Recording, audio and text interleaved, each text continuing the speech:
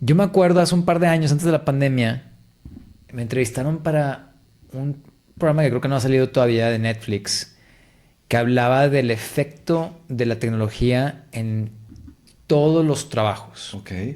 Y nos citaron a un par de arquitectos para preguntarnos de qué pensábamos que iba a pasar con la inteligencia artificial con los trabajos de arquitectos. Ok, ¿qué va a pasar? Y ellos decían, o sea, no te lo decían, pero las preguntas venían con la cizaña, como decíamos, o sea, con la dirección de que pues ya no va a haber chamba para arquitectos. Lo cual le dije, no es cierto. Les puse un ejemplo y quiero, antes de entrar a esto, a ver qué te parece. En este episodio de Todo es Art, acompáñanos a conocer al arquitecto Arne Treitskens, un arquitecto de Europa y del Este con múltiples maestrías y doctorado en arquitectura sustentable. Nos explica qué es esto de la arquitectura sustentable y nos va a mostrar detalles de la primera casa Net Zero en México. No te lo pierdas porque todo es arte.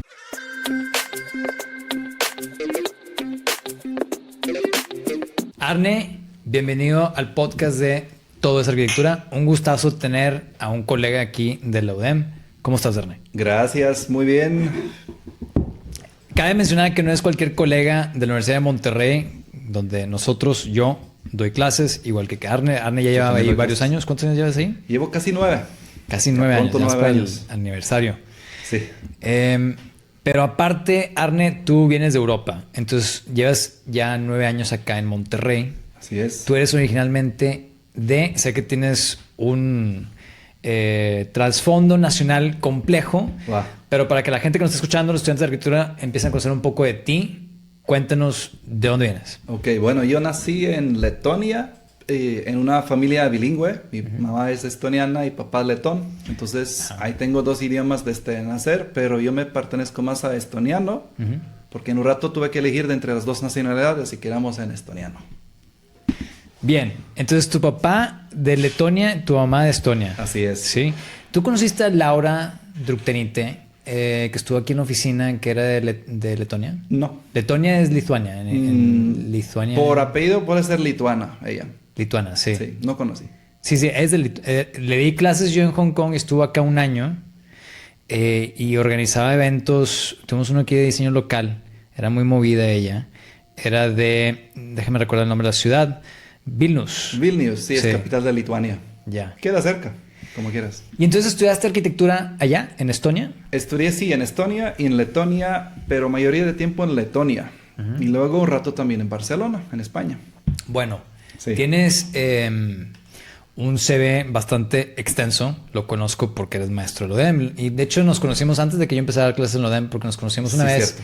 en Open House, que fuiste a visitar con tu esposa y con tus niños. Ajá. Una obra que teníamos en construcción. Que Los era Stairs House, ¿verdad? La casa de Sí, la la escalera, casa de exactamente. Ahí andaban con los niños, entre varillas y... Entre todo. No estaba la escalera todavía. El puente de vidrio no estaba terminado, etcétera. Ajá. Pero ahí fue cuando nos conocimos y después coincidimos otra vez, pues ya en la universidad. Entonces, cuando mencionas España, Barcelona, sé que tienes un CV pues muy extenso porque ya está tu doctorado, pero cuéntanos, porque esto es bien importante para los chavos que están escuchando, que se visualizan terminando su carrera, haciendo una maestría y eventualmente haciendo un doctorado, quizá. También igual el doctorado no es para todos o todas. Pero ¿cómo tomas la decisión? Vamos un poquito para atrás. Después de tu licenciatura de arquitectura, que es un plan allá de 5 años, ¿o de 5 cuánto? y medio. 5 y medio. 5 y medio en Europa. 11 semestres. 11 completos, sí. Eso no me han tocado. Hace poco discutimos el plan de estudios de Argentina, que son 7 años. Órale. 14 semestres. Pero salen como arquitectos y urbanistas. Ok, doble carrera, tipo. Exacto. Cuéntame cómo pasas de licenciatura a maestría y cuál fue tu máster. Mira, mi máster fue en Riga, en Letonia, creo que de las arquitecturas avanzadas, así se llamó. Era una maestría muy teórica. Y de hecho, terminando esto, yo entendí que pues, hay que profundizar en algo más que me gusta, en todo lo orgánico, natural y así. Y ahí encontré la maestría en Barcelona, que terminó siendo mi doctorado. Después, o sea, yo un rato estudiaba en doctorado y en maestría en Barcelona en paralelo, Al mismo tiempo. al mismo tiempo. A ver, porque arquitectura avanzada siempre es un término que se usa mucho. Sí. De una manera un poco ambigua. ¿Qué es? Pues es lo que tú quieres que sea. Te puedes hacer avanzado en en form finding, ¿no? A través de 3D. Sí. Te puedes ser avanzado a través de lingüística y escribiendo de manera avanzada, o opinando qué es arquitectura, Así es. como ser periodista, ¿no? Sobre escribir libros de arquitectura, que puede a veces caer también un poco en el tema de investigación, Sí. investigando nuevos programas y su aplicación o nuevas tecnologías. Entonces, ¿tenía un espíritu la maestría especial o era de que aquí es un embudo y tú haces tu propio máster dentro sí, de esto esta? era como más propio embudo, como dices tú, porque ahí cada uno eligió su temática y esto era más como avanzado en sentido que investigamos dónde va arquitectura contemporánea, pero sobre todo con el giro digital. O sea, lo que se puede hacer con la computación no se puede hacer a mano. Y ahí vi que hay unos movimientos que son muy biológicos. O sea, se trata de inspirarse en la naturaleza y yo pensé, entonces debe ser un software. O sea, un modelado así orgánico, pues blobs y cosas así. Pero vi que no es solo software, es mucha teoría atrás de esto. Okay. Y ahí ¿Cómo qué?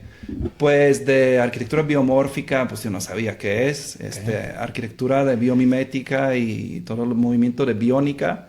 Y entendí que pues hay que profundizar, porque si no, no me llego, pues al menos para mí mismo, a un doctorado. La biomimesis. Y entonces todavía no terminabas tu máster y ya empezaste a trabajar en el PhD. No, pues terminé una maestría Ajá. y empecé otra.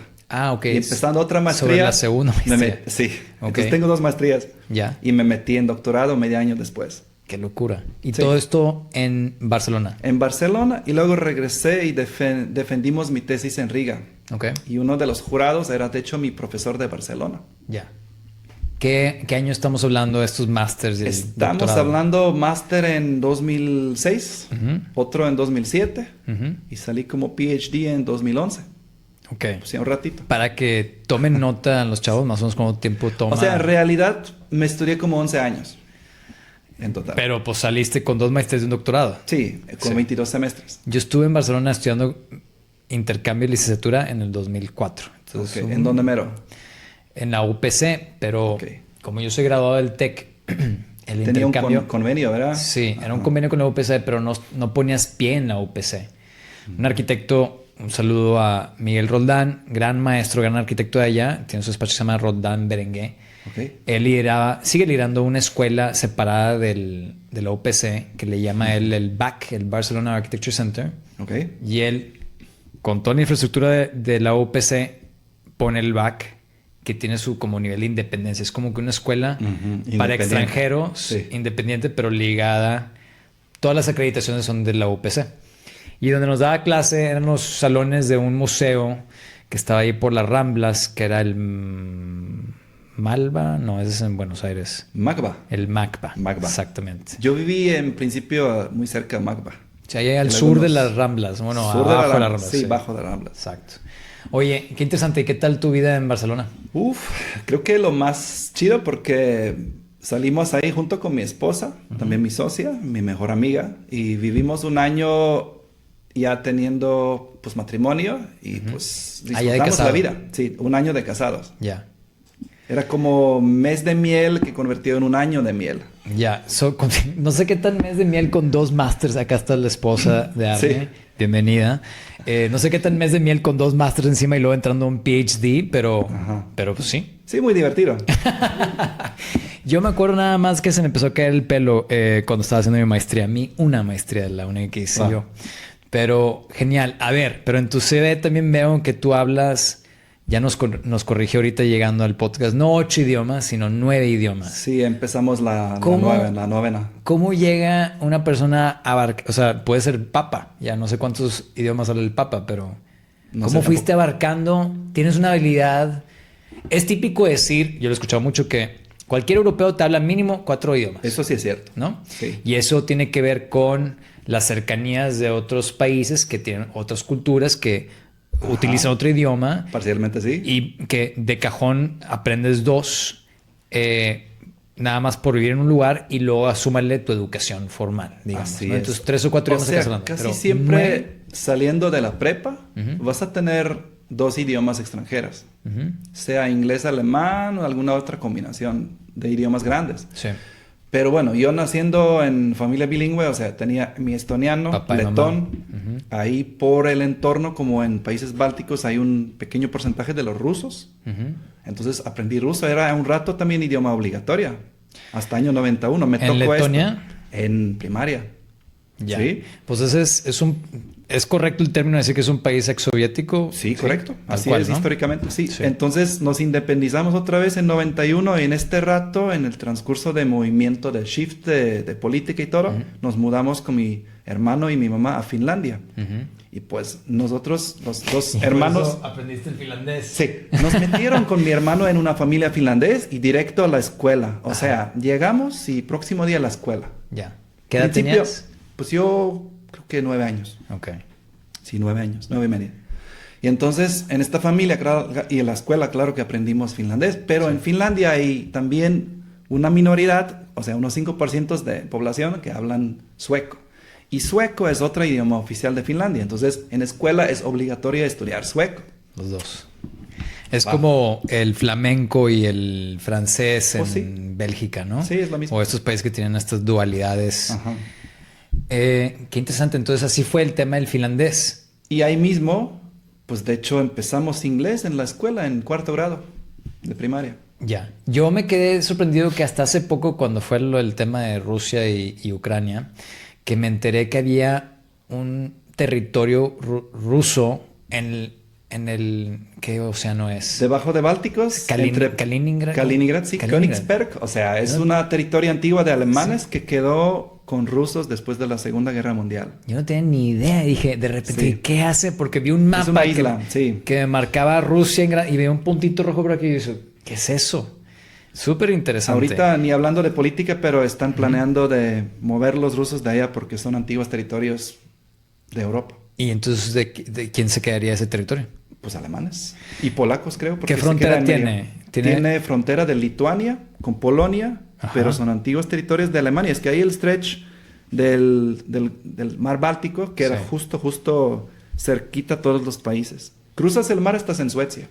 Sí, claro, están los nórdicos, pero entonces eso quedó después de la división de los aliados y Rusia. Así es. ¿Cómo se llamaba ese tratado? Pues era el pacto de Stalin con ¿no? Hitler. Pues tiene un nombre de este contrato. Para que vean todos los documentales de la Segunda Guerra Mundial, Así ¿no? es. Ribbentrop-Pact se llamaba. Ya, no, ese no lo escuché. Porque ese es en O qué sea, idioma. el contrato de Ribbentrop era una Ya. persona histórica. Que quedó muy enojado Stalin. No, pues todos quedaron enojados. Pues sí. Bueno, hablamos y tocamos el tema de biomimesis y creo que conociéndote es una de las cosas principales este tema de arquitectura biodigital o a como lo entiendo yo es inspirarte en cómo la naturaleza diseña. Exacto. Y tratar de diseñar con la inteligencia de la naturaleza pero apoyado por todos los herramientas digitales que tenemos. Lo dijiste al 100. Pero entonces tú cuéntanos cuáles son como que los mitos de cuáles son los limitantes, por dónde empieza alguien que le interesa este tema a encaminarse, a ser un experto en esto, Wow. quiénes son buenos ejemplos a voltear a ver, qué nos puedes contar. ¿Esto Muy lo aprendiste en el máster? ¿Antes del máster ya te No, en el interesaba? segundo máster, ahí Segundo empezando la fase de España, de Barcelona. Mira, en arquitectura biodigital, que es un movimiento específico para mi universidad, pues alma mater ahí en Barcelona. Movimiento, o sea, es un movimiento. Porque es un invento de la escuela donde está mezclando todo biológico con las herramientas digitales. O sea, inspiramos de formas naturales o de procesos naturales hasta genética. De hecho, yo tuve un semestre de genética Okay. con facultad de medicina de la misma escuela.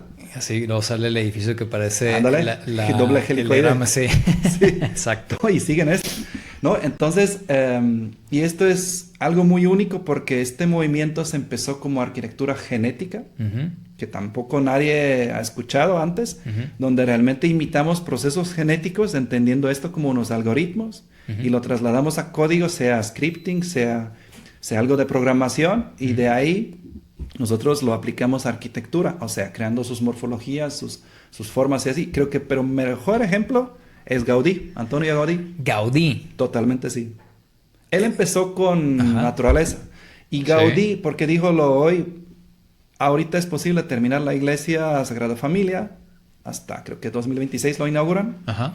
porque lo van terminando con herramientas digitales. Sí. Sin esto, podrían seguir ahí pues cortando piedra a mano o con algo mecanizado, pero con la computación llegaron a hacerlo pues, mucho más rápido. Aceleración era como así.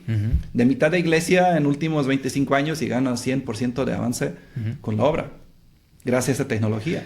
Pero ok, entonces vamos a ponerle como se dicen los gringos, un finer point a eso. No es que Gaudí estuviera haciendo arquitectura biodigital. No.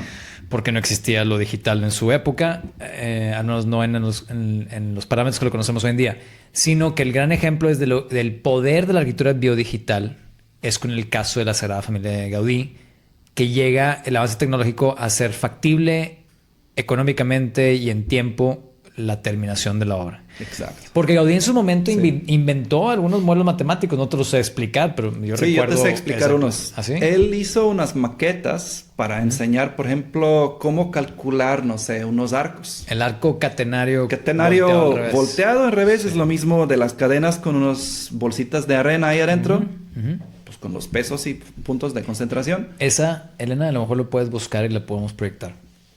Sí, entonces pues hizo sus maquetas físicas volteando cadenas. Y hay unos espejos abajo bien bonitos. Espejos abajo que te muestra realmente lo mismo pero volteado. Sí.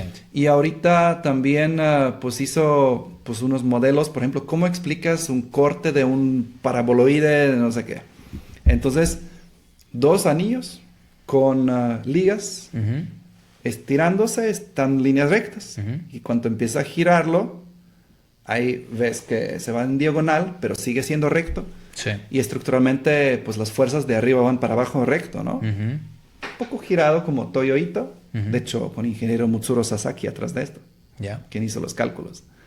Entonces, con esto lo puede explicar a sus maestros, los albañiles de su época. Porque sin computación, hacer formas paramétricas, algo que está girándose, moviéndose con puras maquetas y esto, es genial. Esa es la típica maqueta que hacemos de varas, que si las vas acomodando en círculo, generan este efecto. Los dos ahora, conos. Cuando lo cortas así en diagonal, te sale unas aperturas huecas, pero pues doble cónicas y quién sabe cómo más. Tú que das clases, tú que tienes doctorado, ¿tienes cuántos años dando la clase ya como maestro? 9 años en UDEM. No, en UDEM, pero en general, yo supongo que das clases 18 años. Sí.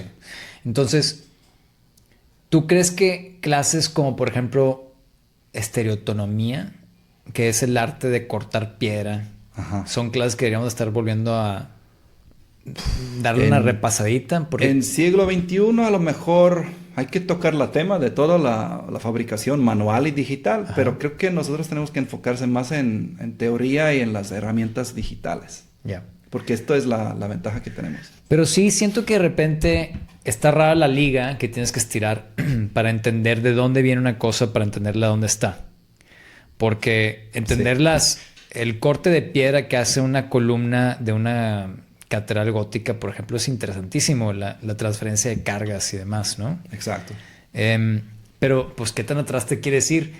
Hay instituciones, vamos a no mencionar el nombre, que han estado eliminando la historia. O sea, no, la historia sigue existiendo. Sí. Pero en una licenciatura de 5 años donde vas a llevar lo dan un semestre. 3 o 4 historias dan un semestre. ¿Y cómo es posible eso? No entiendo. Está muy triste, pero bueno. Bueno, aparte porque es interesante la historia en sí, pero porque creo que es necesaria. Yo no creo ese argumento que no, Wikipedia todo y pues vas aprendiendo sobre la marcha. Es que no es profundo lo de Wikipedia. O sea... No, ni nada. Nada. Hasta que vas y lo ves y tampoco. Y luego tienes que decir según qué autor dijo qué. Y luego hay otro autor que dice que no es exactamente así. Y luego hay otro que dice que los dos están mal. Y entonces que lo haces tu propio texto. Según lo que tú investigaste, ¿no? Ya te vuelves Nosotros tuvimos en Europa en la carrera creo que 6 semestres de historia y de arquitectura. Los primeros 2 en puro antiguo. Pues porque el mundo antiguo es enorme. Y luego pues todo de siglos medianos hasta contemporáneo. Creo que 2 semestres de puro contemporáneo. Hasta lo más moderno, lo más reciente. Tengo que checar mi plan de estudios original del TEC. Sí. El mío fue el ARC 99. Okay. Quiero ver cuántas historias tenía, pero según yo, mínimo tuve 3 semestres de historia. Entonces, ¿empezaste en 99? No, porque los planes de estudio duran 4 o 5 años. Wow. Ya no recuerdo qué... Yo empecé en el 2003, creo. Me gradué en el 2008. Bueno, pero hablando de arquitectura biodigital, antes de ver este proyecto tuyo... Qué interesante proyecto. Te quería preguntar porque de repente en mitos y leyendas y lo que la gente... Me acuerdo, por ejemplo, cuando estaba lo del el Smart City. Ajá. Todo el mundo daba conferencias de Smart City y nadie sabía ni siquiera que era un Smart City, pero pues ahí te ibas a la conferencia porque era en Cancún y te diste un viaje bien padre y te juntaste con gente intelectual muy interesante y una persona de las 15 que hablaron tenía una vaga idea que era un Smart City, ¿no? De repente estas cosas de herramientas digitales aplicadas al metaverso y demás pasan por este como que boom de interés. Y en ese boom puede haber mucha gente que dice que es una cosa o es otra cuando en verdad el sustento, el hueso, más bien la carne del tema es otra. Y yo me acuerdo hace un par de años antes de la pandemia, me entrevistaron para un programa que creo que no ha salido todavía de Netflix, que hablaba del efecto de la tecnología en todos los trabajos. Ok. Y nos citaron a un par de arquitectos para preguntarnos de qué pensábamos que iba a pasar con la inteligencia artificial con los trabajos de arquitectos. Ok, ¿qué va a pasar? Y ellos decían, o sea, no te lo decían, pero las preguntas venían con la cizaña, como decíamos, o sea, con la dirección de que pues ya no va a haber chamba para arquitectos. Lo cual le dije, no es cierto. Les puse un ejemplo y quiero, antes de entrar a esto, a ver qué te parece. ¿Conoces a Ridley Scott, el director de cine? La película Alien. Sí, claro. Ok. Me da miedo, pero sí. De mis películas favoritas de sci-fi, a mí todo lo que tiene que ver con UFO y aliens. Space Odyssey, ¿no? Sí, buenísimo. Sí, Kubrick. clásico. No, hay millones. O sea, yo me voy a dormir, para dormirme pongo videos de UFOs, así me duermo yo, tal cual. Yo veo Vikingos. Vikingos, son súper sanguinarios, ¿no? Sí. Sí. Tengo herencia también de noruegos, de parte de mi papá. Pues toda la zona. Toda la zona, sí. Bueno,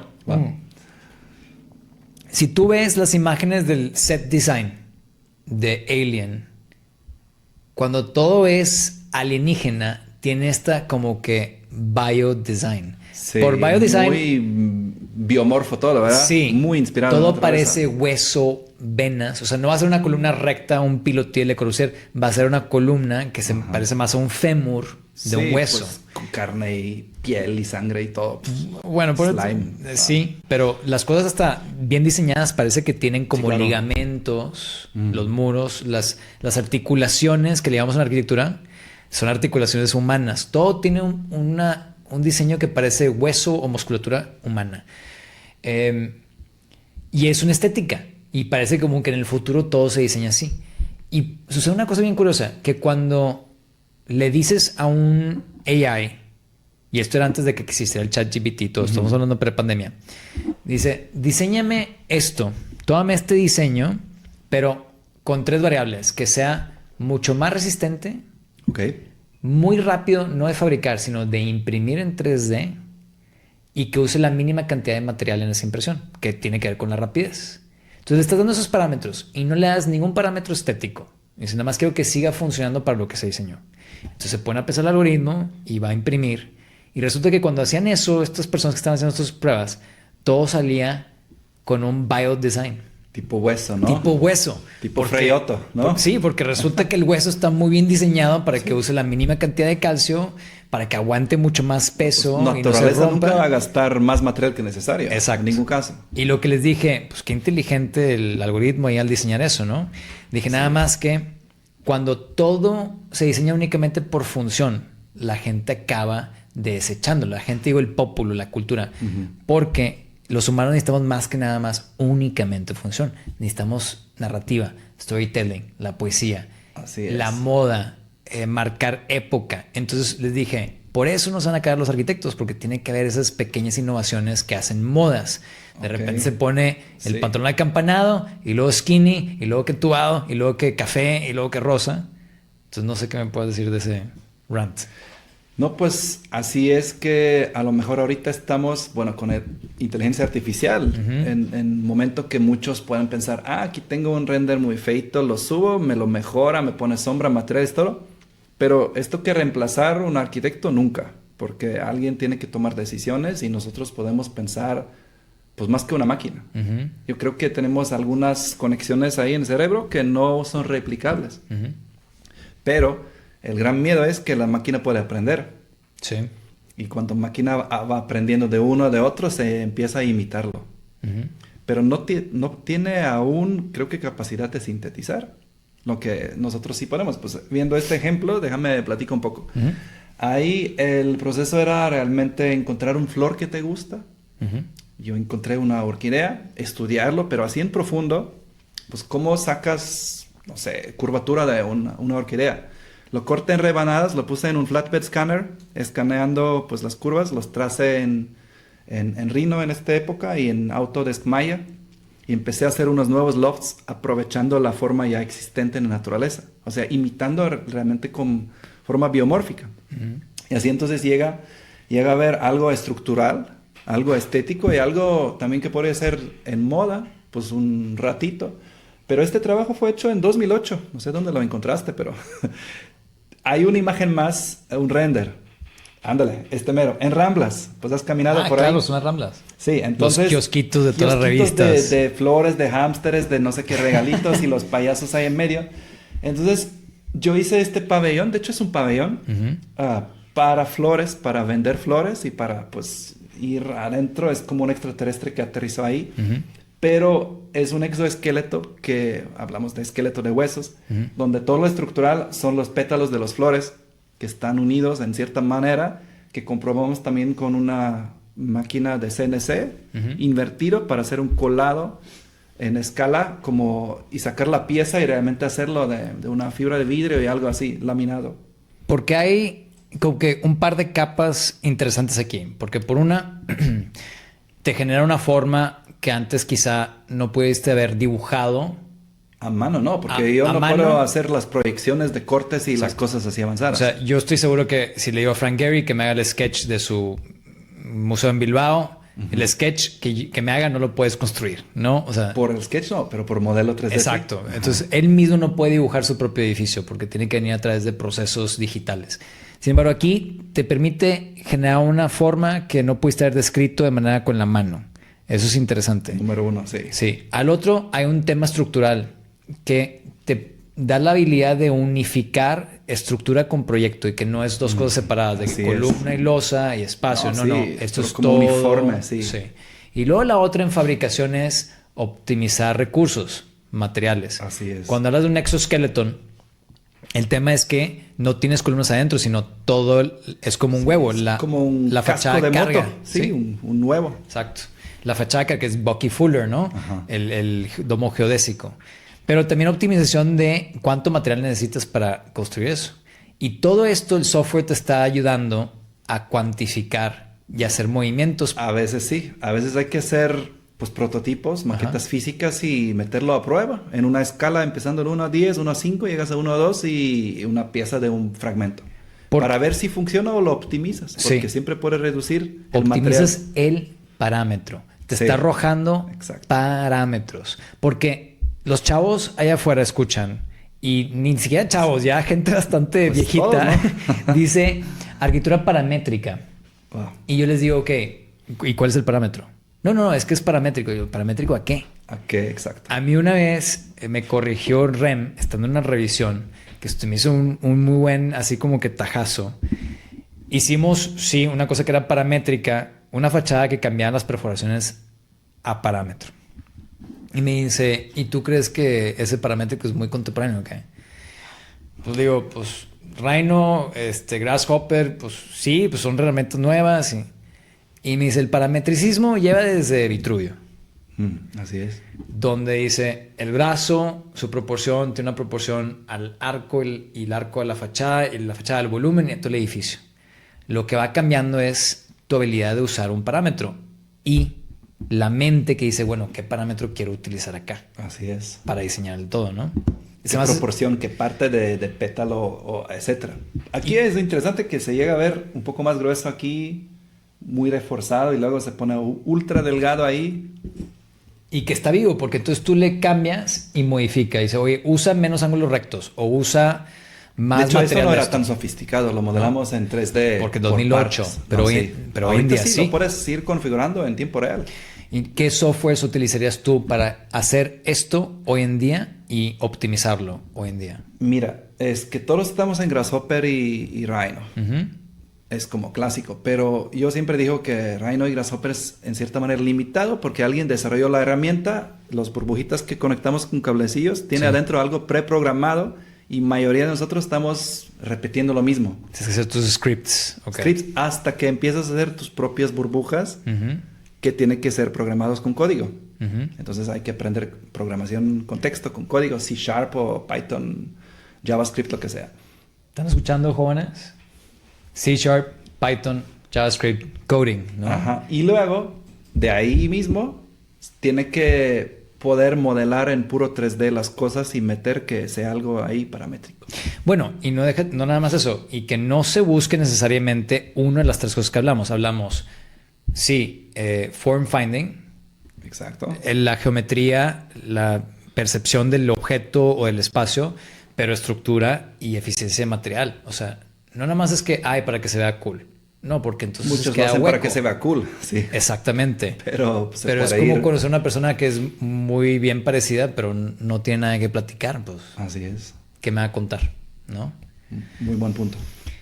Bueno, esta es una imagen de nuestro bello campus del UDEM. Europeo, con estas vivencias, con 2 maestrías, doctorado, todo en Europa. 9 idiomas, 8 en aquel entonces, 9 ahora. ¿Cómo llegas a nuestra bella ciudad de la Sultana del Norte de Monterrey? ¿Cómo se dio eso? ¿Te visualizaste tú viviendo en México? No, pero ¿Qué pasó? ahí va en corto. Creo que después que nació mi hija, en 2011, pues yo seguía ahí en Europa después de ¿cómo se llama? La crisis económica de Europa. 2008. 2008, pues en una fase de vida donde yo pensé que podría hacer algo nuevo, hasta mover el lugar donde vivo. Ujú, Y nos gusta mucho el ambiente de Caraíbe, ujú, de mar, de buceo y viajar y así. ujú. Y de hecho me viene un correo de mi profesor de Barcelona, Alberto Esteves, Ok. diciendo que están buscando un profesor con el background de arquitectura genética, programación, paramétrico y todo esto para un puesto en Monterrey. Y te dijo, ¿verdad? Que no sabía dónde es Monterrey. ¿Qué es eso? Ni que es México. ¿Monterrey, California? Ni que es ni California, porque el nombre yo lo escuché primera vez en mi vida. Ya. O sea, empecé a meter en Google y me sale este edificio, fíjate, que ¿Ah, es sí? el Centro Roberto Garzazada, Sí. donde está el trabajo. La puerta de la creación. Sí, y yo como siempre, pues con un pie en profesión, otro pie en academia, Ujú, dijo que pues podría ser un buen giro. ujú. Y se tardó como todo un año, pues la aplicación y no sé qué entrevista, el background check y todo. Y pues llego en 2015 con una maleta en mano, aquí, investigando cómo es el lugar. Primera vez en mi vida en México. Y me gustó desde día uno. ¿Sí? digo la verdad. 2015. Sí. Ya. ¿Y cómo encontraste la universidad? Porque, fíjate, qué interesante. Cuando te pones a investigar la universidad que te está ofreciendo este puesto, pues investigas esa universidad, investigas la ciudad. Ajá. Pero cuando llegas y conoces esa universidad en la competitividad que hay en esta ciudad con otros programas y que empiezas Sí, a los vi ver todos. Sí. los investigaste a los demás también. Sí, yo vi que hay un ranking Mm. de arquitectura, las escuelas ¿Para México? para Latinoamérica. ¿Ah, sí? Y CERGS, Centro Roberto Garzazada, aparece ahí en mero arriba de la Sí. lista. Entre Porque- las mejores escuelas de diseño y arquitectura. Pues mira, yo ¿Verdad no, que sí? yo no he checado ese ranking, pero yo te puedo decir No, que se sí. mueve todo el tiempo el ranking, Sí, cada año, pero yo te es puedo, anual. conociendo algunos programas, yo te puedo decir que con la mano en la cintura que claro que sí. Ajá. De hecho, esos rankings en Estados Unidos, el que se llama Design Intelligence, hablando con algunos directores de programas en Estados Unidos, pues son muy difíciles porque de repente te calculan por el tamaño de es como lead, te dan Sí, puntos por cada certificación, cosa. puntos por cosa, sí. Y de repente hay unos puntos que dices tú, no, pues esos puntos los puedo haber comprado. Te dan puntos según la cantidad de alumnos que tienes. Entonces, si es una universidad, es muy diferente si es un instituto que únicamente es de diseño. Se valora muy diferente. Y eso no tiene una repercusión en el plan de estudios si eres universidad o instituto. Así es. Lo que hace una buena universidad es su infraestructura y su plantel de maestros y maestras, ¿no? Pero qué interesante. ¿Te acuerdas cómo se llama ese latino? ¿Cuál? El survey de universidades No de diseño recuerdo, latino. pero creo que era The Best Latam Schools of Design and Architecture, algo Ok, así. para buscarlos. Para buscarlo, sí. Bueno, entrando a un tema, no sé si te acuerdas que fue, ¿qué fecha es esto? Sí, febrero del 2021, Ok. o sea, hace 3 años ya. Hubo una helada fuertísima, me acuerdo que yo tenía una entrega con mis alumnos y era todavía pandemia Ajá. y le íbamos a hacer aquí y despierto y checo, no sé, en la mañana el típico cosa que haces es checar el celular, todo bien, dejo el celular, me meto a bañar y cuando salgo a bañar me doy cuenta que no hay wifi. Ok, Y ¿en la digo, ciudad o en no, tu casa? En mi casa. Dije, ¿qué pasó? No hay wifi. Y en eso, de repente, clic, pues en la mañana hay luz, no había prendido ninguna luz. Clic, y yo, ¿y la luz? Ah, no hay luz. No hay luz. Estaba helando. Por la helada había pasado algo con el suministro de gas que viene de Texas, que dejaron de suministrar porque se acabó allá, no sé qué tronó, no sé qué pasó. Nadie tenía electricidad. Este pobre señor, y de hecho tuve que ¿Qué hacer pasó? la entrega de taller de ese día desde mi carro con los datos de mi celular por Zoom, porque había zonas que tenían y zonas que Sí, no. yo hice una vez un Zoom también desde mi techo, agarrando Telcel. desde Ahorita azotea. hablamos de ese techo. Sí. Este pobre señor tenía lo que aquí le llamamos en México domiciliar, un cargo Ok. que se cobra automáticamente una tarjeta o una cuenta bancaria a su tarjeta de crédito. Directo. Sí. Y a él no se le canceló la luz por X o Y motivo. Pero ahí en Texas el precio de la luz fluctúa según el mercado, no es fija. Ok. Entonces cuando todo el mundo se quedó sin luz y nadie tenía luz porque el tema de la falla de la gas, etcétera, se le fue Él tuvo que pagar todos los traslados y gastos de mover energía por su cuenta. $17,000 le salió el mes. Órale. Y se cobró automáticamente la tarjeta de crédito. Entonces ya te Fantástico. podrás imaginar Fantástico. la trauma. Aparte de aquí en nuestro país, pues tenemos... No hemos hablado... No, sí hablamos un poquito de política en este podcast la vez pasada con la arquitectura de la 4T, con León Steines. Creo que fue la última grabación. Pero pues no nos hemos metido mucho en política, pero bueno, tenemos un presidente que constantemente ha estado teniendo injerencia en el costo de la electricidad en el país. Todo esto es como preámbulo para el tema que para ti sé que es muy importante, porque conozco tu casa, que es el tema de Net Zero. Entonces vamos a hablar de eso, pero primero defíneme qué es en verdad Net Zero. Ok, bueno, en corto. En Net corto, Zero sí. sería un concepto de diseñar y construir un edificio en cualquier escala, o sea, se puede escalar, que realmente consume solo energía eléctrica, no usa fósiles, entonces es también carbon zero. Otra cosa que está muy bien optimizado su volumetría para mejor rendimiento de energoeficiencia, O sea, es eficiente. buena envolvente y todo, y bien ordenado, o sea, por sus espacios internos, que es también muy friendly al usuario. Y ahí pueden agregar otros movimientos, pero realmente se produzca toda la luz que ocupa en su casa.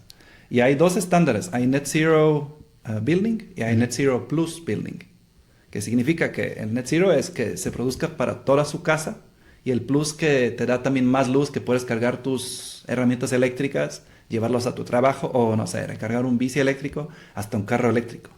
Yo metí en el último también carro eléctrico. Produces más de lo que consumes Así en es. la casa, por lo tanto te puedes llevar y puedes tener algunas cosas de almacenamiento y demás. Sí. Pero a ver, Sí. entonces, la construcción, no estás hablando de, bueno, dijiste que no usar fossil fuels, ¿no?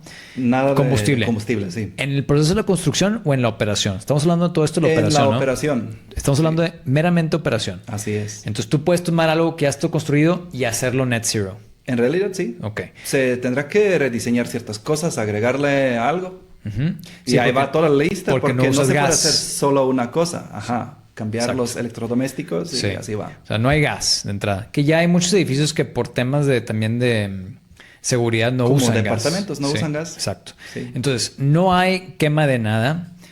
Todo lo que se consume eléctrico es producido En el sitio. ahí, o sea, por paneles solares O o eólico. aerogeneradores, Sí. O lo que sea, otras energías que podemos imaginar. Y el tercero es que el envolvente está bien hecho para el tema de calor y frío, ¿no? Supongo. Sí, igual para bajar el consumo eléctrico. Ajá. O sea, optimizando las volumetrías para empezar. Y de ahí va, pues, hacerlo más ergonómico para el usuario. Claro. Ahora, siguiendo este tema del Net Zero, tú diseñaste y construiste tu propia casa aquí en Monterrey. Así es. Para que, me encanta ese título que salió publicado en esta revista, que es una casa que no contamina nada. Nada, sí. Cuando te propusiste hacer esto, ¿qué año era? Esto era, de hecho, mi segundo año viviendo en México. Ujú. Ahí empecé esto y era algo muy interesante porque yo quería, bueno, sabiendo mucho de arquitectura sustentable, que es también mi perfil profesional, Ujú. todo lo sustentable, energoeficiente, mucho aislamiento. Es que en países nórdicos construyen puro así. Ujú. Y Net Zero en Estonia tiene que ser obligatorio desde 2030, pero lo implementaron en 2011-12 por ahí. Y van y te hacen un checklist ahí de... Sí, de todo lo que hay que hacer para hacerlo, para lograrlo. Entonces, todo lo nuevo es Net Zero en Estonia ahorita. Cualquier edificio público, privado, es esto. Entonces, yo quería algo donde puedo vivir confortable, porque de repente Monterrey es algo muy caluroso. Despiertas otro día con, no sé, helada. Yo he Ajá. visto ahí arriba viviendo, es que es en Cerro Las Mitras, aquí en frente de San Pedro, subiendo al cerro. Sí. Yo he visto nevadas 2 veces. En ese cerro, en el de las Mitras. Sí. Yo he visto el de la Sierra Madre, pero acá no, no. pero ahí también era nevando. Tengo Sí. un par de videos. Ya. Mira, y de hecho yo quería algo propio, es número uno, pero también muy energoeficiente que tiene al menos un buen aislamiento y empecé a calcular que me sale. Yo antes también diseñaba un proyecto de Passive House Ujú. y vi que en mis cálculos está fallando algo porque el solar gain, o sea, cuánto acumula energía solar, Ujú. supera de lo que puedo ventilar naturalmente, entonces hay que meter un fuente de frío como un aire acondicionado. O sea, con únicamente pasivo no era suficiente. Entonces no se pudo por mis cálculos, empecé a ver sombras físicas y elementos así en modelado, en cálculos. No me dio y hablando con nuestra directora de la programa, Ana Karina Gómez, Ujú. ella me dice, oye, pero ¿sabes qué? Es que aquí no hay Net Zero en Monterrey, ni en México, ni al parecer en Latinoamérica. Hay un proyecto que están proponiendo como Net Zero, pero nunca se logró. Hasta ahorita no hay ningún edificio. En residencial somos primeros para empezar la certificación, pues más pronto posible, porque terminamos la obra y ahí vamos, en interiorismo y así muebles y cosas. Me falta instalar los aerogeneradores, pero ya está el resto, pues todo cableado con inversores corriendo al 100 y funciona genial. No, Entonces yo decidí hacer el giro de Passive House a Net Zero Sí. y me profundicé en la tema y somos primeros quien lo hizo. Que lo han logrado en Latinoamérica. Sí, todo Oficialmente No, o extraoficialmente. oficialmente no, extraoficialmente porque hay que certificarlo. Ok. ¿Y qué tan complicado es ese proceso? Nada, pues hay un pago y hay 12 Antes que meses. pagar. Sí, tienes que Es como pagar para por el sello. Te dan la Te cosa deberían de ahí. pagar a ti, ¿no? Porque no estás consumiendo... Oh, esto luego recuperamos con clientes y proyectos. Somos Me arquitectos, parece muy ¿no? bien. Lo vendemos a más otra escala. Yo conozco la casa muy bien porque ustedes nos invitaron y ahí me diste un tour y vi toda la parte del almacenamiento y cómo conviertes de... Pues aquí sí ya me sobrepasa porque no tengo cabeza de ingeniero, pero cómo pasas el voltaje de lo que recibes en los paneles a un voltaje utilizable. Tiene que haber ahí unos escalones y... Sí, hay un inversor en medio. Exacto. Y lo metes directo en tu tablero de la casa. De hecho, y aquí hay como 2 conceptos. Tengo 2 circuitos de luz. Uno es para emergencia con respaldo en baterías. Y otro es para pues uso diario, que es más consumo. Sí consumimos la luz, pero realmente producimos también toda la luz que ocupamos. Ujú. Y durante el día, por ejemplo, cuando no estamos en casa, la luz entra por el medidor en la red. Y Sí. luego en la noche lo compramos. Al final, el saldo es Cero. redondo cero. Net zero. Net Zero. Y la casa tiene una orientación oriente... Tiene muy buena orientación. De hecho, también hice norte-sur, ¿no? ¿O es no, oriente-poniente. oriente-poniente? Es que este ventanal da al oriente. Ujú. Ahí se refleja siempre muy buenos colores de Cerro de la Silla. Es mi vista panorámica, 32 metros de mi cuadro para Sí. verlo en la mañana. Y de hecho, otro lado tiene atrás los cuartos, que es hacia poniente. Y tiene un pequeño giro de como unos casi 15 grados al sur. Entonces sí me pega un poco más sol de la mañana y hasta mediodía. Y con un simple sombra física se elimina el sol de mediodía. Entonces no me sobrecalienta el mismo vidrio. O sea, no entra por el vidrio adentro tampoco. Si estuviéramos hablando con alguien que no es arquitecto y que está pensando construir su casa. Y le Que me dijeras, hablan. Sí, exacto. Y le dices, a ver, vamos a decir que yo tengo un presupuesto de 8 millones por una casa. Los metros cuadrados que te alcance con esa casa. Muy bien. ¿Cuánto más de esos 8 millones le tengo que invertir para que tenga que tener net zero? Muy buena pregunta. Para Net Zero ocupamos un envolvente, ocupamos pues buena decisión de las ventanas y puertas, la hermeticidad, pues unos cálculos de la zona, porque no es lo mismo en Monterrey que en otras partes de país. Sí. Pero si hablamos de Monterrey, tendrá que meterle entre 20 y 30% más en presupuesto, pero si tú tienes solo 8 millones, pues te hacemos una casa un poco más chica por 8, ya con Net Zero. Te comparas. Te lo compruebo en cálculos que vas a vivir más confortable y a lo mejor hasta más eficiente usando tus espacios, disfrutando tiempo con tu familia en un open plan y así otros conceptos escandinavos. O sea, esta casa no es puro solo Net Zero. Se agrega escandinavo, minimalismo, algo, un toque industrial, brutalismo. O sea, es una mezcla de... ¿Tú cómo lo viste? Ahí vemos el sauna. Bueno, recuerda que Metimos en sauna, sí. Sí, ahí estuvimos. Recuerda que yo fui de noche. Entonces mi experiencia es toda de noche. Ok. Y pues tú sabes que las casas se ven muy diferente de día y de noche. Entonces, a mí lo que yo recuerdo, más que nada que me gusta mucho es esa sala con esa doble altura, que tiene esta escalera acá, un mezanín, que es donde estuvimos la mayoría del tiempo. Entonces, el brutalismo no lo visualizo, pero tú conoces el proyecto mejor que yo. Pues hay varía expuesta, hay mucha lámina de fierro, hay concreto colado en tablas y así otros temas. Sí, hay un muro, recuerdo el muro de la sala, según yo recuerdo, tener concreto entablillado, ¿no? Sí, Ese 6, de 6 metros 40 altura. Sí. Y recuerdo el techo, que de hecho creo que los mismos paneles son los que crean ahí algo de sombra, ¿no? Así es. Sí. Pues hay una parte... esto te funciona como un segundo techo ahí arriba, ¿no? Sí, de hecho, la casa tiene en total 3 niveles y el azotea. O sea, en el techo cuenta como el cuarto piso. Ya. Entonces ahí está una terraza cubierta parcialmente con paneles. Me da ¿Terminada sombra. oficialmente en qué mes, año? Oficialmente... Yo sé que nunca para un arquitecto su casa está terminada, es muy buena ¿no? pregunta. Pero... Vamos a decirle 2022. Sobre todo porque si ahorita estás extraoficial, pues para que quede un precedente, este video va a quedar grabado forever. Entonces, dices que la fecha es del 22 de... 22, año 22. Sí. Mes... Final del año. Diciembre. Sí. Muy bien. Diciembre del 22. Ya seguimos ya con interiorismo y muebles. Es que cuando tú construyes una casa y eres arquitecto, pues quieres también hacer sus muebles. Claro. No todos, pero uno sí. Diseñar tus propios muebles. Sí. Sí, 100%. Y a veces hasta hacerlos con propias manos. Esta es la casa que me estabas comentando hace poquito. Sí. Esta es la nueva. Que me decías que está toda en adobe. O sea, ¿es estructuralmente de adobe también o es puro acabado de adobe? Esta casa tiene doble pared de adobe y estructuralmente es una casa de concreto, reforzado con columnas y vigas, pero todo está escondido adentro de adobe. ¿Y rellenas el hueco con algo o queda así nada más aire? No, hay una capita de aire entre los dos bloques de adobe. Okay. Son 45 centímetros más o menos la pared. De hecho, creo que hay un fotito de cómo se veía hace un par de días. Ya terminaron la obra negra, pues pronto van a instalar los ventanales. ¿Dónde está esta? En Huasteca. En la Huasteca. Sí. ¿Y este adobe de dónde lo estás trayendo? Zacatecas. Desde Zacatecas. Dejamos una huella de carbono en camino, pero lo recuperamos con el ciclo de vida. ¿No había aquí en la zona? Es que comparamos lo que se puede conseguir y como pues la familia, esta familia en particular se llama Familia Hermosa. Ajá. El nombre del proyecto, Casa Familia Hermosa, Casa Adobe. La esposa viene de Zacatecas. Okay. Y tiene conocidos quienes están haciendo adobes. Yeah. Y nos sale más económico traerlo de ahí. Y es más grande y más interesante la mezcla de adobe que está de ahí. O sea, ella siente más en su casa. Sí. En total creo que lleva 120 toneladas de adobe. Es la masa térmica, que es el envolvente en las paredes. Sí, no, acá sí se usa el adobe, pero es mucho más artesanal. O sea, vas aquí a lugares como en Jamey, ya que es Coahuila. Santiago también, ahí mismo lo están haciendo para sus casas. O sea, no es como que para la producción.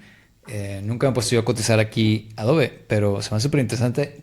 ¿Cuándo estás calculando que pueda terminar esta obra?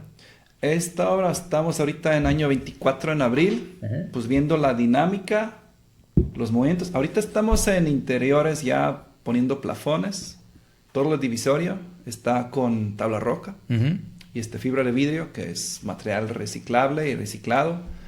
Y creo que estimamos para finales de año, en Navidad, ya meter ahí un pinito.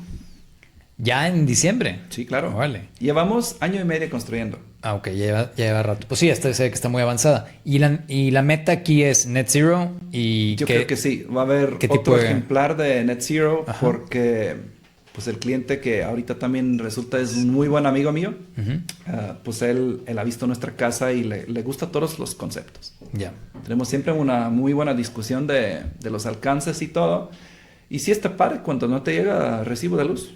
No, definitivamente. Y por la vida. Pregúntale al de Texas.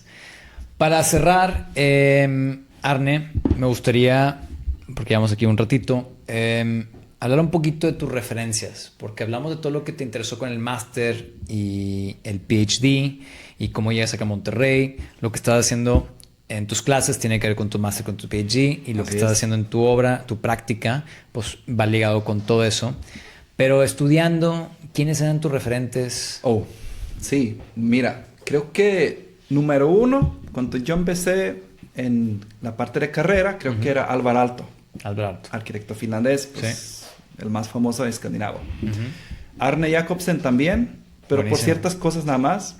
Y luego tuve chance, por también conociendo mucha gente de Finlandia, viajar a varios simposios de arquitectura Ujú. y ver mayoría de las obras de Alvar Aalto en vivo, experienciarlas así. Entonces, como referencia número uno, creo que Alvar Aalto. Ujú. Y luego de la parte digital y todo lo avanzado, Greg Lynn, porque Greg Lynn es uno de mis favoritos arquitectos, quien hace la arquitectura animada con blobs, con todo tipo de Eran burbujas. puros blobs, sí. Bubble Architecture. Ujú. Y de hecho sí tiene algunas cositas también construidas, es interesante, pero él está como... Era la primera persona que me inspiró en este movimiento de arquitectura digital. Porque de hecho fui a ver el Museo del Centre Pompidou en Francia, en París, Ujú. una exposición creo que en 2004, y enamoré en una exposición donde había expuestos pues Neil Leach y Greg Lynn, y había unos trabajos de Zaha y Patrick Schumacher, y creo que había pues otros, pues todos los pioneros de arquitectura de constructivista y arquitectura digital, Ujú. paramétrico. Sí, Greg Lynn creo que mucho más reconocido de lo que es prolífico, ¿no? Ajá. No sé así si es, se así metió es. mucho más al tema académico o si no tiene necesidad También, de sí. proyectar, porque de repente uno proyecta porque le gusta, pero también proyecta porque pues hay que Así es. pagar la renta o la luz. O los ¿no? dos. Pero sí, yo me acuerdo mucho de ese libro que se llama GL Form. GL Form, sí. Sí, Greg Lynn Form. Yo tengo este libro.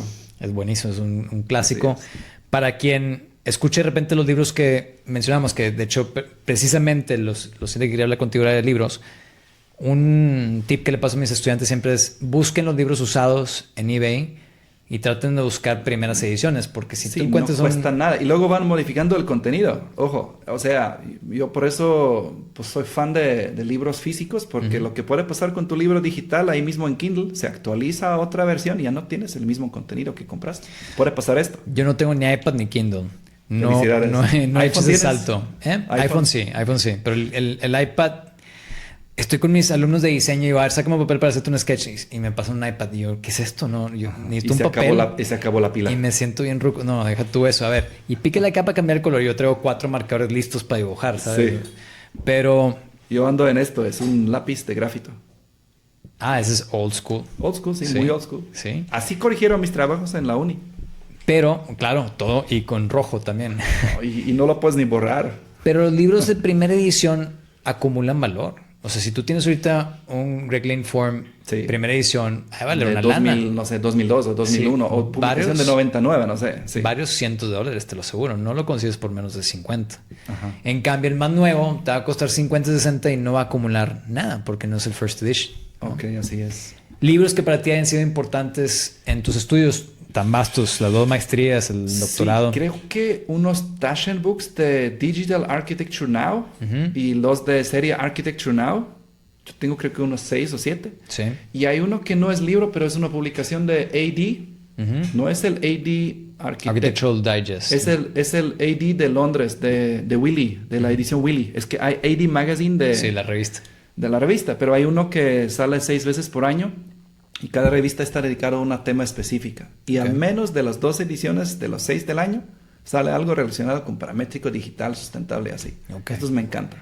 Entonces- Si pueden conseguir estos de Inglaterra, los puedes juntar los 6 en un librito, te sale como buena colección de esto. Hay que invertirle a la biblioteca. Y se me hace que yo eso... siempre en mis viajes regreso Cargado de con libros. mochila lleno de libros. Que es bonito comprarlo ahí. Vas a la Bienal y están los libros más fregones del A veces momento. te los firman los autores. También. Y luego los cargas y luego tienes que pagar el sobrepeso y dices, mejor lo pido por Amazon, ¿no? O por eBay. Pero sí, hay que ir armando esa biblioteca y creo que eso se ha perdido muchísimo en las generaciones y me escucho como un abuelito diciéndolo, pero pues yo todavía cuando viajábamos estudiando licenciatura comprábamos los libros y yo poco veo eso hoy en día con los chavos, pero bueno, veremos qué pasará con eso. Para terminar, Arne, recomendaciones que tú te escuches dando seguido con tus estudiantes. Ok, recomendaciones. Creo que lo número 1 es si pueden, y si pueden, ¿no? O sea, es hasta obligatorio hacer prácticas. O sea, ver... Chambear. Chambear, trabajar en el campo. O sea, estar en arquitectura y estar en obra. Para entender las cosas como funcionan. Y desde el principio hacer también algún intercambio. Ir a otros países. Conocer fuera. Conocer afuera, porque esto tocó a ti y pues veo que tienes otro tipo de cableado en las conexiones mentales que tienes. Los poderes y pensamiento y también ver lo mismo tuyo desde fuera. Claro, Me ha ayudado mucho esto. Hay un refrán asiático muy bonito que el otro día lo escuché contado de una manera diferente. Que es, el refrán es que un pez únicamente sabe que vive en el agua el día que sale del agua. Okay. Entonces, ese es el refrán así tipo confuciano, ¿no? Sí, sí. Pero el otro día escuché a alguien tomar esa idea en un chiste y lo cuenta como que se juntan los pescados, los peces en un lugar y un pez le dice al otro, ¿qué onda, Rosa? ¿Cómo está el agua? Y todos, ¿el agua? ¿Qué es eso? Porque no saben que viene en el No agua. saben que ¿sabes? es agua. Entonces me hizo muy bonito. Claro, salir de tu ciudad, si tu ciudad no tiene transporte público y luego ves una infraestructura que funciona. No vayan a es Holanda increíble. a andar en bici, ¿no? Sí, sí. Más bicis que carros. Sí, bueno, diferentes topografías, pero sí. Espacios públicos, cultura, de cómo simplemente meterte al metro en Londres y entender que del lado derecho la gente va parada y del lado izquierdo la gente pasa, Ajá. ya es un entendimiento de cómo funcionan las cosas, ¿no? Caminar en las banquetas de Barcelona Sí, o en las calles de lindísimo, ¿no? Brooklyn o Manhattan es muy diferente a caminar aquí, ¿verdad? Pues sí. Allá la gente camina para transportarse de un lado a otro. Aquí normalmente la gente camina por algún momento especial, no por necesidad de pasarse de un lado a otro. Aquí es el autobús, el carro, es lo primario, ¿no? Casi si puedes evitar caminar, lo haces, desafortunadamente. Así Pero es. tener esas vivencias creo que sí, y otros maestros y maestras y demás, ¿no? Y ir a pues, tocar la Villa Savoy o tocar lo que puedas tocar de... Para mí fue bien importante. Fíjate que yo cuando fui a los primeros proyectos de Le Corbusier, todos mis libros de texto de Le Corbusier eran en blanco y negro. Ok. Y nadie me explicó el neoplasticismo de Le Corbusier. Entonces cuando yo veo los colores digo... Sí yo he tiene visto colores, puras ¿verdad? fotos en blanco y negro. Ujú. Entonces digo, wow, la teoría del color de Le Corbusier. O sea, it exists, ¿no? Entonces todo eso sucede de ir ahí como se dice, peregrino.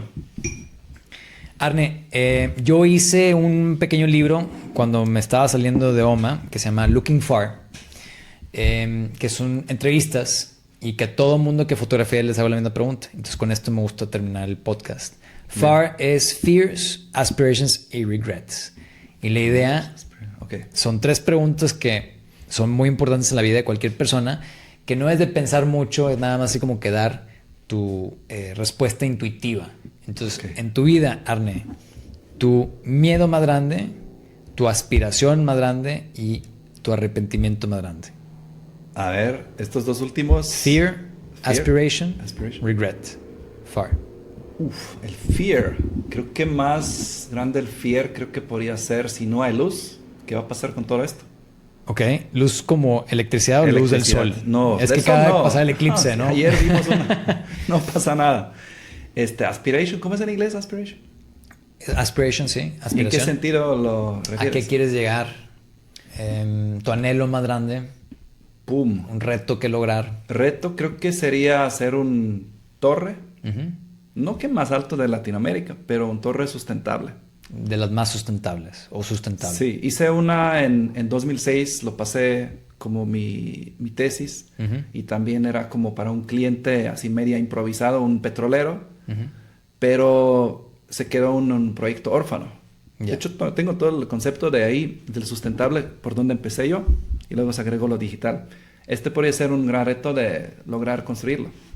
Un proyecto vertical sustentable. Sí. Fíjate, sí, de repente ahí para muchos arquitectos y arquitectos su publicación de Unbuilt a veces resulta ser más interesante que los Así built, es, ¿no? así es. Por ejemplo, Barragán, todo lo que diseñó y no se construyó es interesantísimo. Yo no he visto, pero bueno. Sí, y unos regrets. Regrets. Híjole, regrets. Yo digo no regrets. Hay mucha gente que dice no regrets. Es una muy bonita manera de vivir. Bien, Arne, pues no me queda más que agradecerte por darte la vuelta aquí en el calorón de Monterrey, que ya está empezando. Está chido aquí. Para quienes nos están escuchando, pueden buscar a Arne, hacerle preguntas, ver los proyectos. Esa torre creo que la tienes publicada. Sí. La de Adobe está en tu TikTok y en tu Instagram es Generate Form. El doctor Arne Ritskins. Está, ¿sí? ¿Es Ritskins o Ritskins? Ritskins. Hay dos letras que no puedes teclear pronunciar. Aquí. Ritskins. Ah, porque es si la letra con una otro... ñ y ese con un techito volteado. ¿Es del Cyrillic? No, es de idioma báltica. Ah, ok. Mira nada más. Sí. Como anuncio, yo voy a estar en mayo en Buenos Aires y en Querétaro, y luego en junio en Mazatlán. Hay boletos disponibles para los de Querétaro y en Mazatlán, y en Buenos Aires están por allá, es gratis. Así que pues muchas gracias por escucharnos y nos vemos en el siguiente episodio de Todo es Arquitectura.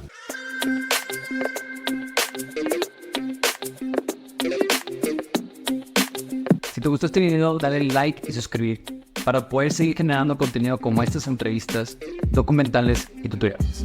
Porque todo es arte.